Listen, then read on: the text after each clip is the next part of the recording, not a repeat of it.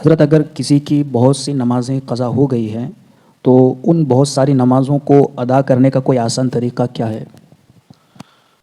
आमतौर पर तो क़ज़ा करने का तरीक़ा वही है जो हम नमाज़ें अदा करते हैं।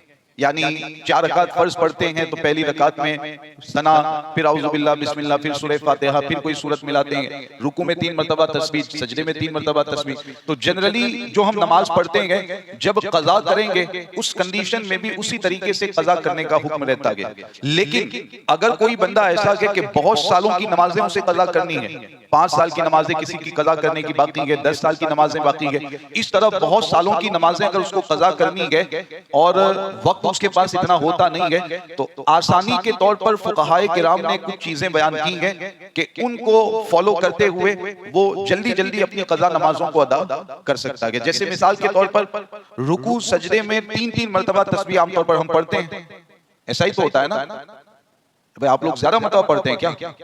हाँ तो बोला करें, 3-3 मरतबा ही तस्बीह पढ़ते हैं। तो आमतौर पर ये होता है। अब ज्यादा नमाजें अगर किसी को क़ज़ा करनी है तो एक आसानी के तौर पर ये बताया गया है कि 3 मरतबा तस्बीह पढ़ने की जगह पर 1 मरतबा तस्बीह पढ़ ले, रुकू सजदा दोनों हालतों में।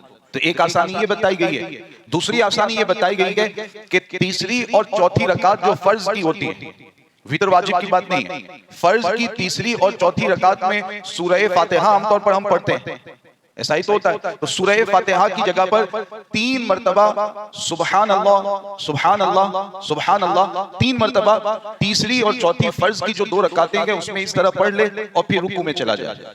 तो तीसरी चौथी रकात में 3 मरतबा सुबहान अल्लाह कह लेगा सूरह फातिहा की जगह पर। तो ये एक और आसानी बताई गई है। ये किनके लिए? जिनकी ज्यादा नमाजें क़ज़ा हो चुकी हैं और वक्त उनके पास नहीं है, वो अदा करना चाहते हैं कि जल्दी से हमारी नमाजें जो क़ज़ा है वो अदा हो जाए और हम ये चाहते हैं कि जल्दी से फिर हम बरी ज़िम्मा हो जाए। तो ऐसे लोगों के लिए है। एक और आसानी मैं बता दूं, आखिरी कायदे में 3 चीजें पढ़ते हैं, अत्तहियात, दुरूद इब्राहिम और दुआए मासूरा, 3 चीजें पढ़ी जाती है। ज्यादा क़ज़ा नमाजें जिसकी बाकी है उसके लिए एक आसानी ये बताई गई है कि अत्तहियात पढ़ने के बाद दुरूद इब्राहिम, दुआए मासूरा दोनों पढ़ने की जगह पर मुख्तसरन एक दुरूद पाक पढ़ लें, अल्लाहुम्मा सल्ली अला सय्यिदिना व मौलाना मुहम्मदिन व अला आलिहि व सहबिहि वसल्लम। मुख्तसर इस तरह दुरूद पाक पढ़ लें, अल्लाहुम्मा सल्ली अला सय्यिदिना व मौलाना मुहम्मदिन व अला आलिहि व सहबिहि व बारिक वसल्लम। इतना पढ़ लेगा, उसके बाद वो सलाम फिर दे। दुरूद इब्राहिम मुकम्मल, दुआए मासूरा मुकम्मल न पढ़ें तो भी चल सकता है। तो ये एक आसानी और फुक़हाए किराम ने बयान फरमाई है। तो ये उन लोगों के लिए जिनकी ज्यादा नमाजें क़ज़ा है और वो चाहते हैं कि हम बरी ज़िम्मा जल्दी से हो जाए, क़ज़ा नमाजें हम जल्दी से अदा कर लें, उनके लिए आसानियां बताई गई है। तो इस तरह आसानी पर अमल करते हुए भी अपनी नमाजों की क़ज़ा जरूर आदमी को कर लेनी चाहिए, वरना इन नमाजों के हवाले से सवाल अल्लाह की बारगाह में पूछा जाएगा। इन नमाजों के बारे में अल्लाह ताला की बारगाह में सवाल किया जाएगा।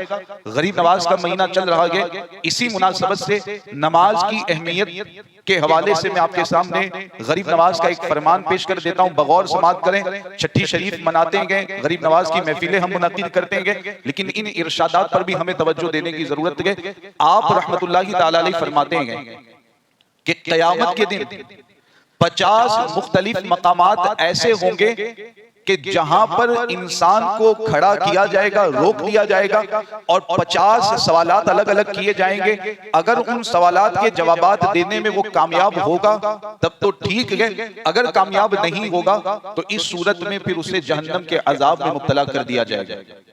कितने मकामात? 50 अलग अलग मकामात पर आदमी को रोक करके सवालात किए जाएंगे। सबसे पहले मकाम पर जो आदमी को रोक करके सवाल पूछा जाएगा वो ईमान के बारे में सवाल पूछा जाएगा कि तू दुनिया से ईमान लेकर के आया, ईमान तेरे पास है कि नहीं। अगर बंदा मोमिन होगा तो वो हाँ में जवाब देगा, आगे जाने की उसे इजाजत दी जाएगी। और अगर मोमिन नहीं है, ईमान के बारे में अगर जवाब नहीं दे पाएगा, गरीब नवाज फरमाते हैं कि वहीं से उसे जहन्नम की आग में डाल दिया जाएगा। दूसरे नंबर पर जो सवाल किया जाएगा, ख्वाजा गरीब नवाज रहमतुल्लाहि ताला अलैहि बयान फरमाते हैं कि नमाज और दीगर फराइज के बारे में उससे सवाल पूछा जाएगा। नमाज और दीगर फराइज के बारे में उससे सवाल पूछा जाएगा। अगर वो उन सवालात के जवाब में कामयाब होता गया तो फिर वो बंदा, उसको आगे जाने की इजाजत दे दी जाएगी। अगर कामयाब नहीं हो पाता गया तो इस कंडीशन में उसे फिर जहन्नम के अजाब में मुब्तला कर दिया जाएगा। तो ये देखें कि दूसरे नंबर पर ही ईमान के बाद जिस चीज का सवाल किया जाएगा, गरीब नवाज फरमाते हैं कि वो नमाज और दीगर फराइज हैं। तो इसलिए हमें चाहिए कि हम नमाजों की पाबंदी करें। ख्वाजा गरीब नवाज हो या गौसे पाक हो या मखदूम पाक हो, किसी भी बुजुर्ग से अपना कनेक्शन अगर हमें मजबूत करना है तो सबसे पहले जरूरी अम्र यह है कि हम शरीयत के अहकाम और शरीयत के मसाइल पर पाबंदी से अमल करें, तभी हमारा कनेक्शन अल्लाह के औलिया से मजबूत होगा और फिर उस वास्ते से हम अल्लाह की बारगाह तक पहुंच सकते हैं। तो कज़ा नमाजों के हवाले से अपना जहन बना लें कि जितनी नमाजें छूटी हैं बालिग होने के बाद हिसाब लगा लें, नमाज पढ़ना शुरू करें जब भी मौका मिले, जैसे मौका मिले, और हिसाब करते जाएं। जितने सालों की नमाज कज़ा बाकी है उनको मुकम्मल एहतियात के साथ अदा कर लिया करें। एक आखिरी चीज बता करके फिर आगे सवालात की तरफ बढ़ते हैं। एक आसान तरीका हमारे उलमा ने यह भी बयान किया कि पहले आप नमाज के पाबंद नहीं थे, अब आप नमाज के पाबंद बन गए हैं, 5 वक्त की नमाज पाबंदी से अदा करते हैं। तो 5 वक्त की नमाजों में जो सुन्नते गैर मौक़दा नमाजें हैं, कौन सी नमाज? जैसे मिसाल के तौर पर अस्र में 4 रकात जो सुन्नतें हैं वो सुन्नते गैर मुअक्कदा, इशा में जो 4 रकात सुन्नतें हैं वो सुन्नते गैर मुअक्कदा। तो जो सुन्नते गैर मुअक्कदा नमाजें हैं, नंबर 2 जो नफल नमाजें हैं, जैसे जोहर की 2 रकात, मगरिब की 2 रकात, इशा में 2-2 करके 4 रकात, ये नफल नमाजें हैं। तो फुकहा और उलमा ने ये बताया गया कि इन सुन्नते गैर मुअक्कदा और नवाफिल की जगह पर अपनी जो कज़ा नमाजें आपके जिम्मे बाकी है उन्हीं नमाजों को आप अदा करते रहे।